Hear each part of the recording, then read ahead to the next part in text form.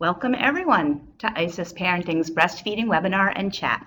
My name is Nancy Holtzman. I'm a mom and baby nurse educator, board certified lactation consultant, and board certified pediatric nurse. And I'm here outside of Boston, Massachusetts at IsisParenting's home office, where we have 4 centers in the Metro Boston area. We also have 5 centers in the Dallas and Fort Worth areas and 4 more centers in Atlanta, Georgia.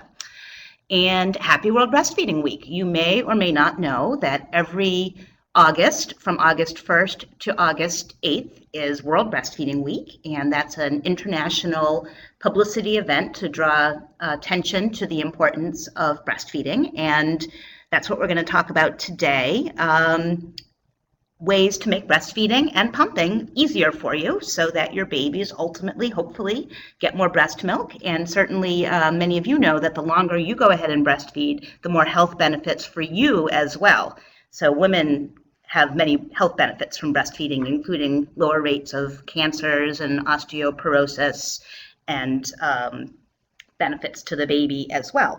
So here at ISIS, every World Breastfeeding Week, of course, we celebrate with putting things on sale. So all of the breastfeeding paraphernalia from nursing bras and pads and pumping supplies and so on are 20% off, and our breast pumps are $100 off, the 2 popular electric breast pumps.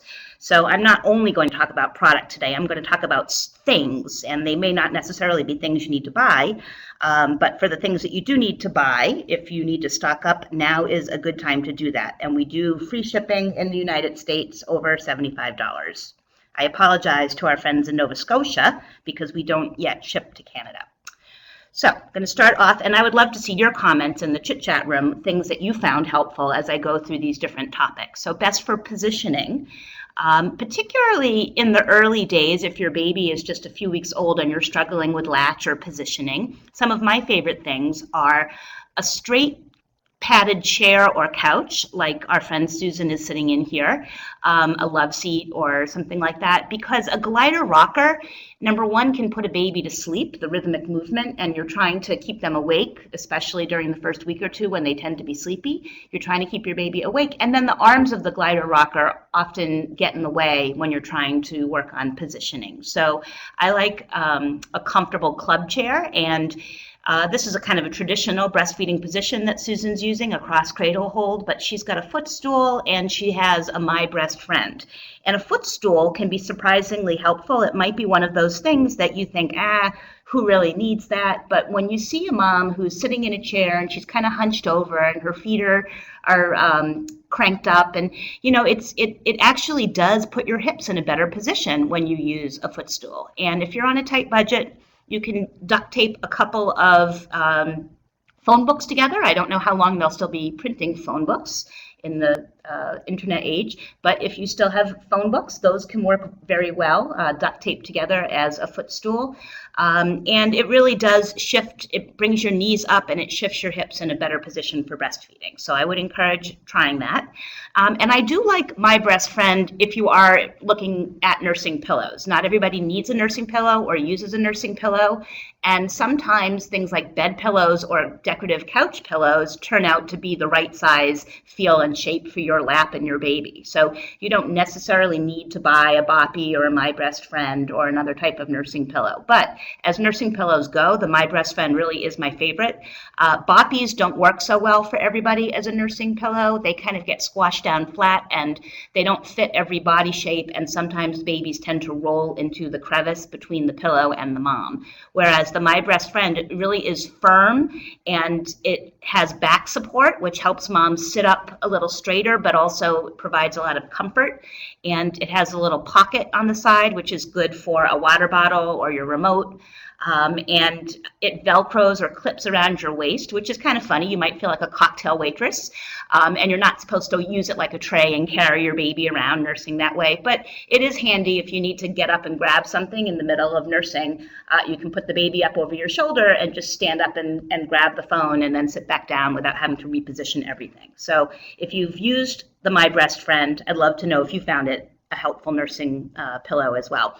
And then the other thing I have on the upper right corner is wrist support. And again, that's something you don't need to buy. You can take any receiving blanket and roll it up into, or a small towel, roll it up into what I call a sausage, and then put a piece of Scotch tape around it, or put an elastic around it, and scatter these around the house or in the chair or the bed where you tend to nurse the most, because these sausage become very helpful to support your wrist. It allows you to relax your hand a little bit once you're in good position, because it's very common to get the baby positioned just right and then to be afraid to move your shoulders or your arm, and it does put tension on your neck, on your shoulders, on your arms. And so sometimes really all you need is just a couple of inches of firm support to be able to relax your body better. And a rolled up receiving blanket or a sausage is also helpful when you're working on side lying nursing, because it helps keep the baby on his side if you put that behind the baby's back, so that as the baby falls asleep, he doesn't roll onto his back and slide down the nipple while he's still nursing and making you sore. So those are some of my favorite things for positioning. And if you're interested in more positioning tips, there's a link to the webinar there. And that webinar does go over how to breastfeed laying down on both breasts without turning over or flipping the baby onto the other side. All right, and now I'm going to talk a little bit about some products to heal sore nipples. And of course, I wish sore nipples didn't exist, but as a lactation consultant, we certainly see and hear more of our fair share of sore nipples. These are a few of my favorite things: the Hydrogel Pads alternating with the TheraShells. And you can't use both of these at the same time, but each of them in their own way are very useful to heal a crack or a blister or a damaged nipple, and also provide comfort to a nipple. The lanolin, Lansino is probably the best known brand, is an ointment. I think of it more like chapstick. So it's not going to solve a breastfeeding problem that's creating sore nipples, but certainly if you find it soothing to use at the end of a day or in between feedings, it's generally not harmful. Very few people are allergic to it, although it is a wool-based product, but it is purified lanolin, so they do take out the allergen. So most people tolerate Lansino or lanolin creams very well. When you squeeze it out of the tube, it's thick and tacky like petroleum jelly, so make sure that you put a small pea-sized bit on your thumb, and then rub your thumb and index finger together until the warmth of your fingers melt it, and then you can dab it on or place it on the nipples. And then the Hydrogel Pad is like a sheet of thin gelatin. They're also called Soothies, is another brand, and these rest directly over the nipple, and then you would put either your bra pad or your bra back on over that to hold it in place, and it provides a healing layer next to your skin. It feels very good. It can feel cooling. Some moms like to put them in the fridge before they put them on, and it promotes healing by providing a moist wound environment, which now we know is actually better than letting something dry and scab. So probably, I know when I was little, the idea was you should leave your skin knee open to air and it would make a big scab, and that was supposed to be good for healing. But actually now we know that wounds should heal from the inside outward, granulating tissue that way, and that keeping it moist while it's healing is better than letting it dry out and scab on the top. And these feel good too. But the reason I like to alternate these with TheraShells is because a hydrogel pad squishes the nipple back into the breast tissue. And if you have a crack at the base of the nipple or damage on the face of the nipple, then it's always being smushed and covered. And the TheraShells are these plastic domes that have air holes in them, and it allows, they're placed over the nipple, and then the bra holds them in place, and no, you won't look like Madonna with a cone bra. They provide circulating air around the nipple, but nothing rubbing or pressing against the nipple, and it doesn't allow the nipple to push or fold into itself. So those are very, very beneficial for healing as well. And of course, one of the best things to help with nipple damage would be to get to the core of the problem and hopefully get some breastfeeding help with an IBCLC or board certified lactation consultant. Certainly in the early days, you can have nipple tenderness, especially when the baby latches, if you have to take some deep breaths and count to 10, but then the rest of the feeding hopefully feels like a gentle tugging sensation and not pinching or burning or shooting pain the whole time. But if you already have nipple damage, feedings can hurt. Just like if you skinned your knee, walking is going to hurt for a few days until the wound actually heals. So sometimes you may have some initial damage, and then it should get better and better each day until it goes away and doesn't come back. If you're finding that you have latching pain or nipple damage that's not getting better and goes away and comes back frequently, then I do think you probably need some breastfeeding assistance by a skilled lactation consultant who can help with positioning and check your anatomy and the baby's oral anatomy and make sure there's not something going on that in terms of how the baby is latching or what the baby's tongue is doing or a variety of other factors. I put a nipple shield here because sometimes a nipple shield can help be a bridge to breastfeeding when there is a lot of soreness or a damaged nipple. But it should not be used casually, and it shouldn't be thought of as a nipple protector to keep your nipples from being sore, or use them as a Band-Aid on a sore nipple to allow you to continue breastfeeding. So a nipple shield can be very, very useful when it's used properly, but it's probably only used properly half the time, and then often people are given these in the hospital with no follow-up or support on how to gently move away from using the shield or how to correct the problem that created the need for the shield to begin with. So I put up on top here some webinar links. I did what I call the Trilogy of sore nipples. So I did 3 webinars because I came up with a list of 13 reasons for sore nipples, and way too many sore nipples to cover in one webinar. So you can visit those if you're interested. And then if you are struggling with a nipple shield and trying to wean off a nipple shield, there's a webinar on that as well. Oh, actually, I'm going to re-record that webinar next week. I'm going to do nipple shields next week because when I was looking at that webinar to link it here, I noticed the sound quality was really, really poor. So I'm going to talk about nipple shields next week. Call all your nipple shield friends and tell them. Okay, next, let's talk about keeping the nursing mom comfortable. And I would love to know what your favorite bras and tanks and nursing pads are. This is your opportunity to spill your favorites.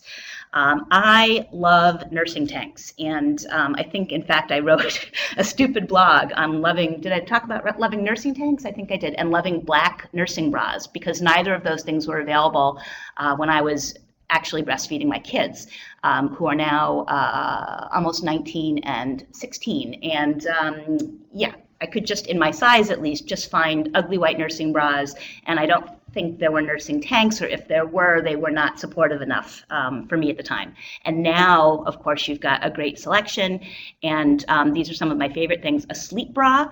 If you're not sure why the heck you would need a sleep bra, the reason is because they're very comfortable, but they hold nursing pads in place, which for some people is helpful, especially in the early days if they tend to leak on one side when feeding the other, or wake up leaking or something like that. A sleep bra gives you gentle support, but not tight and uncomfortable. And the Bravado Bras are very popular around here. I think they're the best-selling bras we have at ISIS because they give a lot of support without underwire. And I'm not anti-underwire. If you are most comfortable wearing an underwire bra, then you can be fitted properly for an underwire bra while nursing. The key is that the wire should not be pressing on any breast tissue, and that's where you run into difficulties. Most people don't get fitted very well for a bra and end up wearing bras that are the wrong size and can put pressure on breast tissue, and that's what can end up causing blocked ducts and problems. But the Bravado bras tend to be very supportive without underwire. And then the nursing tanks, the reason I love nursing tanks is because whether it's summer or winter, this is really a very versatile piece of equipment. You don't need nursing tops if you have a nursing tank, because if you're wearing it, any cardigan or shrug or t-shirt or blouse, anything can go over a nursing tank. And then as you lift it up to breastfeed, your midriff and your muffin top and your belly is covered, and you can stay warm, but you're also covered up, and it basically turns anything into a nursing top for you. And there are some that are just your basic nursing tanks, and then there are some that have more support. And Bravado makes a very supportive nursing tank with a full bra inside it, as does, I think there's new Glamour Mom more supportive nursing tanks that we just started carrying as well. Bra pads, curious to hear what your favorite types of bra pads are. There's, of course, disposable bra pads, and there are washable cotton ones, and then there are some that have like a Cool Max layer.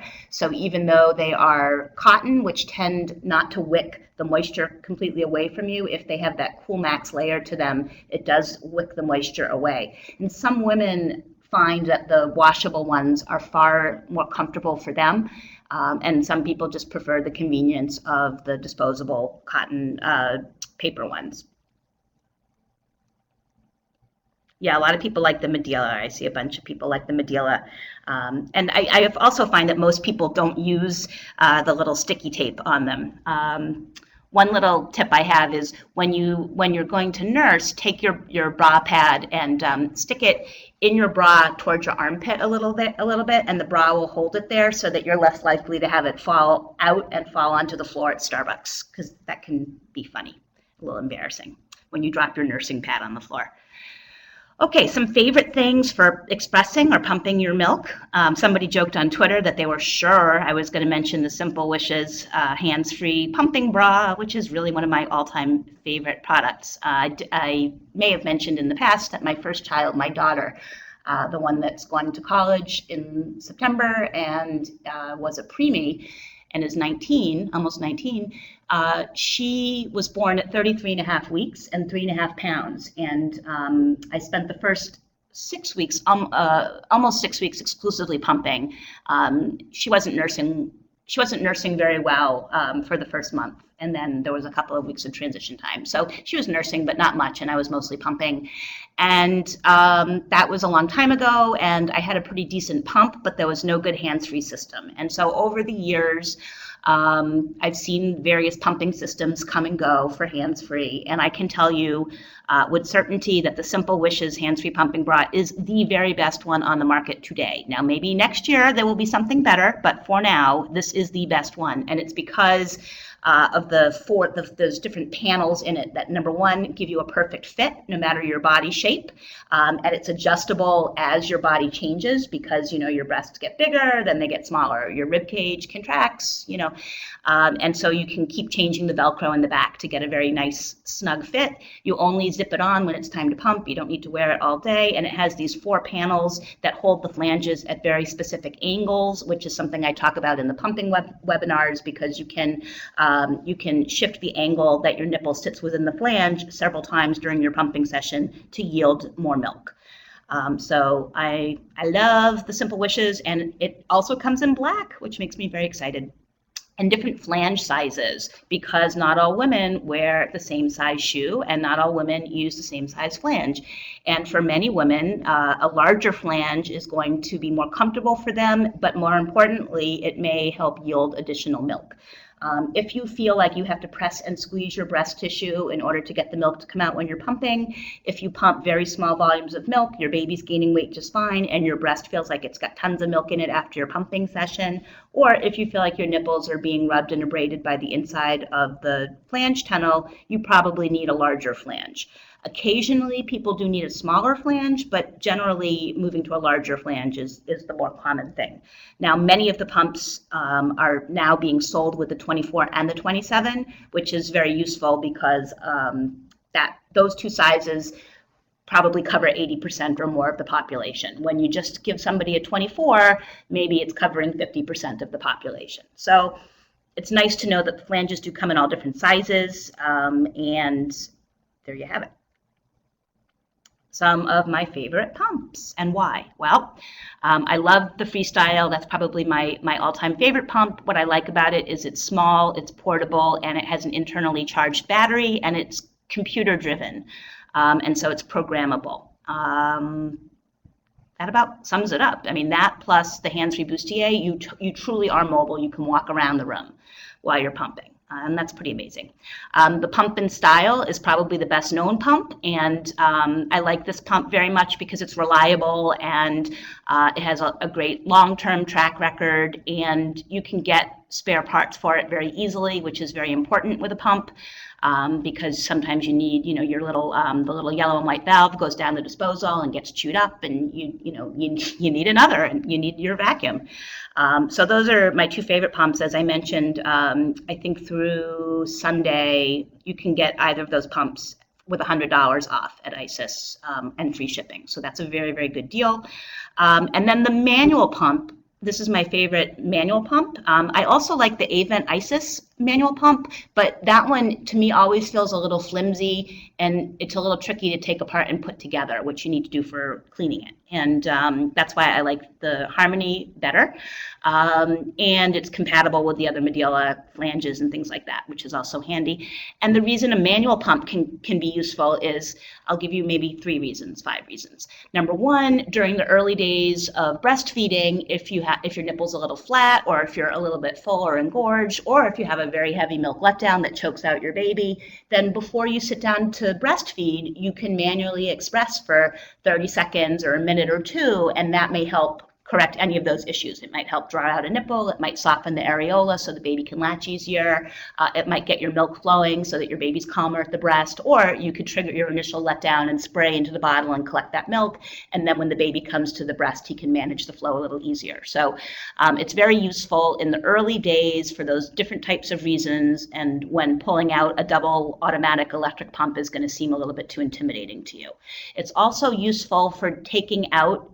You can put it in a Ziploc bag and put it in your purse or your backpack if you're going out somewhere and you don't expect to need to pump. So say you're going to the dentist, or say you're going to the movies on a date night or something like that, and you figure you're going to be out for 2 or 3 or 4 hours, and you're going to come home and breastfeed or pump, it's just useful to have something in the event that you are stuck out longer or you're uncomfortable.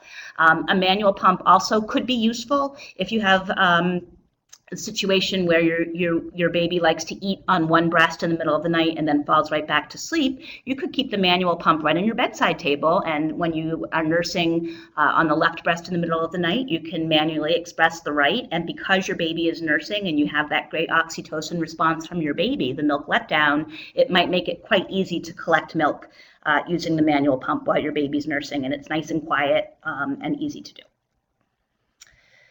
Let's see, best for storage and cleaning. Hold on, I just wanted to see one thing. Yeah, I did put that in there. Okay, you need a bottle brush and regular dish soap, and that's really all that's required for cleaning. But make sure your bottle brush has a nipple attachment so you can get all the little small nicks and crannies of your pump pieces, and keep your bottle brush separate just for the baby things. So it's for the baby's bottles and nipples and pacifiers if you use those, and teethers and sippy cups and breast pump parts. It's not for your dishes and things like that. And then these other cleaning products are very useful to know about. Quick clean wipes. These are handy to keep in your pumping bag, and they are food grade antibacterial, no, that's not right, food grade anti-infective, food grade cleansers. I don't remember if they're antibacterial or not. I think they, whatever. Anyway, they're handy because if you are pumping in a variety of different locations and you don't have access to soap and water, you can clean off a hard surface like a table in the conference room if you're going to set yourself up to pump. And you can clean your pump parts with these wipes and then let them air dry, and then you can pump again without needing to rinse them. Another handy item are the quick clean microwave steam clean bags, and these allow you to sterilize or autoclave or otherwise steam clean your pump parts in the microwave. You add some water, you seal the bag, you put it in the microwave for 2 or 3 minutes, and then everything is steamed. You drain the boiling water and you're good to go. And the box comes with 5 bags, and each bag is good for 20, you can use it 20 times. So you actually get 100 autoclavings out of this. And you don't need to steam clean your pump parts all the time, but you do need to wash them with soap, water, and a bottle brush, and then air dry, and that's sufficient. But these are handy cleaning products. Also, most women, when they're going to store their milk, they'll put it in bottles in the refrigerator, but they'll use the milk storage bags for the freezer, and that will save space and money because they cost less than bottles do. And you want to freeze your milk flat overnight, and then they will stack up nice and neat when you have them frozen solid. Some tips for best favorite things for pumping at work. If you have a semi-private work environment, you may like a Baby Olay or Hooter Hyder or other brand of nursing cover-up so that you can pump in a back room or in a break room or at your desk. Sure, everyone knows what's going on under there, but at least you have some modesty, and so that can be very helpful for pumping. Also for people that need to pump in their car, not while you're driving, but if you're using your car as a pumping room, then using some kind of nursing cover-up can help you feel more discreet. Another thing you want to pack is an extension cord, because if you are pumping with a pump-in style, try to avoid pumping on battery as much as you can, because the batteries, it does go through a lot of battery power, and you'll begin to lose efficiency as the batteries begin to tire. So it's always better to plug into the wall with a pump-in style or other brand of pump. Or use a vehicle lighter adapter, which is another picture I have here, and we do have those available in the store, and those are 20% off, and that's a great idea if you end up pumping in the car a fair amount, whether it's because you travel a lot or you ride to visit family for a few hours most weekends and things like that. It can be a very handy thing to have, which is another reason why I like the freestyle pump, because you don't need to worry about plugging in the freestyle pump. You plug it in overnight. It charges up, and then basically you can pump all week from that one charge. It keeps a strong charge for a long time with that lithium battery. Other things you might want to pack for on the go is those quick clean wipes I mentioned. Those are very handy in a variety of settings or airports, things like that. And then a cooler bag, because this can allow you to keep your milk and perhaps your pump parts in a Ziploc bag in the cooler bag with a cold pack, and bring your stuff back and forth to work that way, and not need to scrub everything in between each pumping session, but instead refrigerate, reuse throughout your workday, and then when you get home, wash everything well. And the last slide, I just put a little list of some of my thoughts in terms of best things to put in your pumping bag, and I'll zip through these, even though we mentioned quite a few of them. Your hands-free pumping bras, some hand sanitizer, the quick clean wipes. If you're going to be back at work and you're away from your baby for 10 hours total, then you're probably going to need to pump 3 times during the workday. So that means 6 bottles. It's always good to put extra milk storage bags in the bottom, because most people will forget the caps to the bottles at least once. Put your baby's receiving blanket in there, and then when you sit down to pump, spread it out over your lap, and it will be a tactile reminder of your baby, as well as protecting your work clothes from any drips. A nursing cover-up, the extension cord, and vehicle lighter adapter we talked about. It's also a nice idea to put some non-perishable snacks in your pumping bag. The olive oil in a little zip seal bag is useful, because frequent pumping, when you start going back to work and you're pumping 3 times a day, 5 days a week, if you have some new onset nipple tenderness from that increased pumping, then using a little olive oil before you sit down to pump can serve as a lubricant and skin conditioner, and reduce the discomfort. And then, of course, you want extra pump parts. Those are good for work or home, just because that way you always have an extra set or something clean to use. And I like to use like 1 liter water bottles that you just fill most of the way up and then freeze overnight. That's a great cold source for your cooler bag, because as it begins to thaw, you can be drinking the water as well. So you have ice water and a cooling source in there. So those are some of my favorite things. I look forward to reading in the chat room some of your favorite things. I see you're making some comments there. So, ooh, that's a nice tip, Kathleen. Little packets of olive oil at Panera. That's great. I did not know that. I'm going to have to check that out. Okay, let's see. I'm going to try to get to these questions. Favorite breastfeeding item, if you can splurge on it, is the nursing glider made by Monty. Don't have it with your first. Is that a special nursing glider? I'll have to look that up. So not just a glider rocker, but one that's special for nursing. Does it have like more padded arms so you don't smack the baby's head on the wooden handle? I look forward to seeing that. All right, and then let's see. Here's a question from a mom who says, is there any problem with cleaning pump parts in the dishwasher?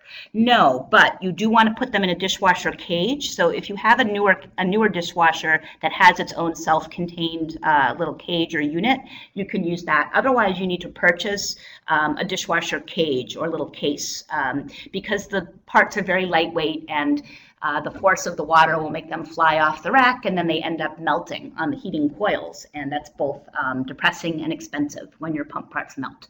So I would just make sure they're enclosed on the top shelf.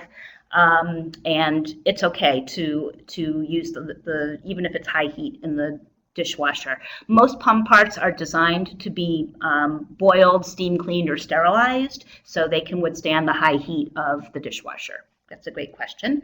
And then here's another question. Can you use your pump parts for a second child? Absolutely.